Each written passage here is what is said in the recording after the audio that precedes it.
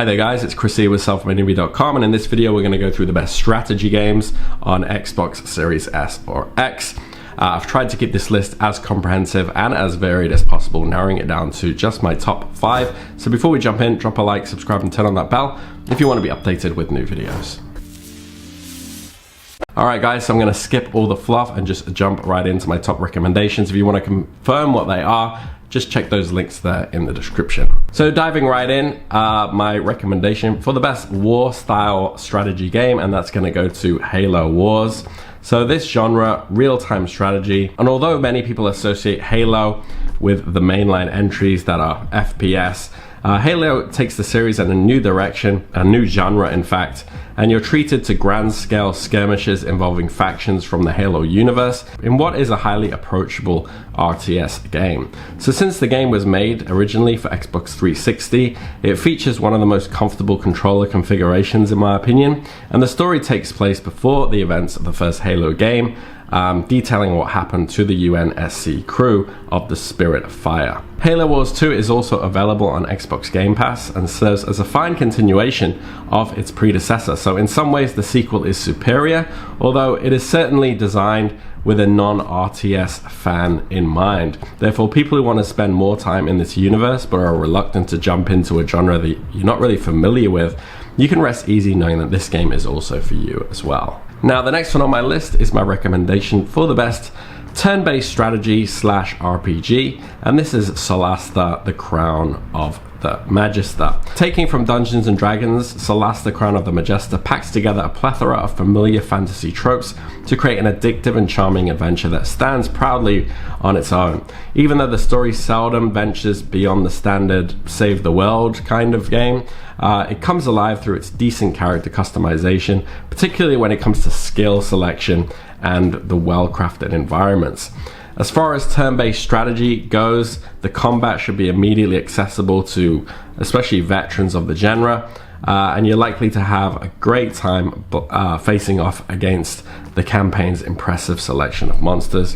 One of the game's strengths is also its AI, so even on normal difficulty, enemies approach situations with a degree of nuance and planning, making battles fairly challenging.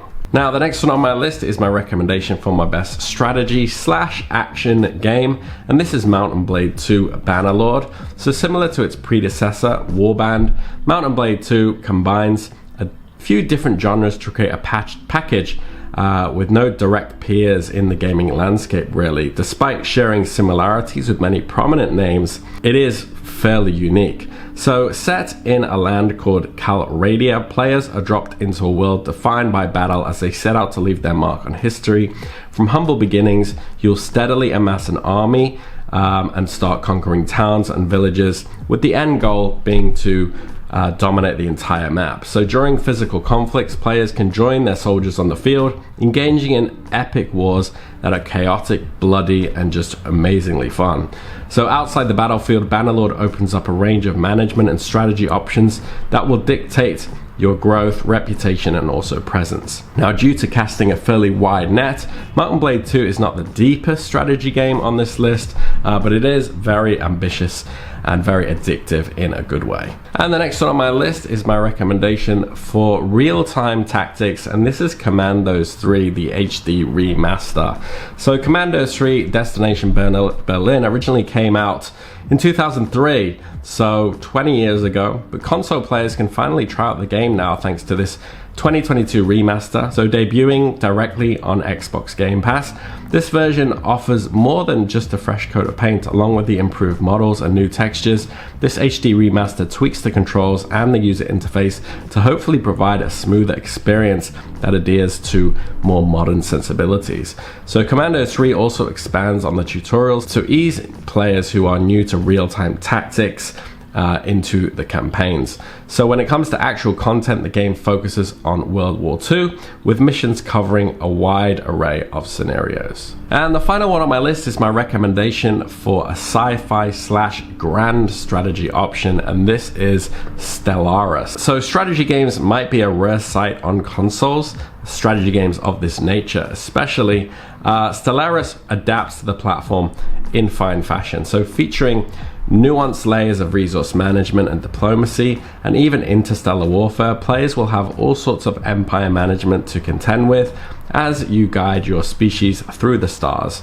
So there's a wide variety to choose from as far as the species go, from religiously fanatical frog people to democratic felines, and players can truly design the spacefaring civilization of their dreams. So if you are looking for something more on the sci-fi side of things and more of a grand strategy game that you would usually expect to find on PC, this is definitely going to be a great option for you. Now, I'm going to add one more final option in, and this is going to be my recommendation for a strategy game that is really about city building, or my favorite city building simulation, and this is Frostpunk.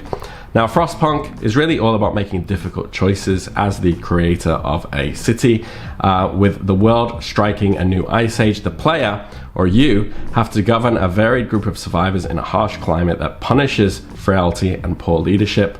With a generator serving as the beating heart of this makeshift city, decisions made will determine the group's mental as well as physical health. So Frostpunk is a challenging game that will push people to make mistakes, and while the first playthrough might end in disaster, it can be quite difficult. That experience should really help you ensure that future runs are more satisfying. Frostpunk 2 is also set to launch later this year, so this is a great time to pick up the original game and see what it's all about. Alright guys, so hopefully there's something on this list for you. Obviously this list is going to be fairly subjective, but I tried to keep it quite varied and not include obvious picks. So if you have any questions, do drop them in the comments, and if you found value in this video, drop a like, subscribe, and I'll see you on the next one. Take care.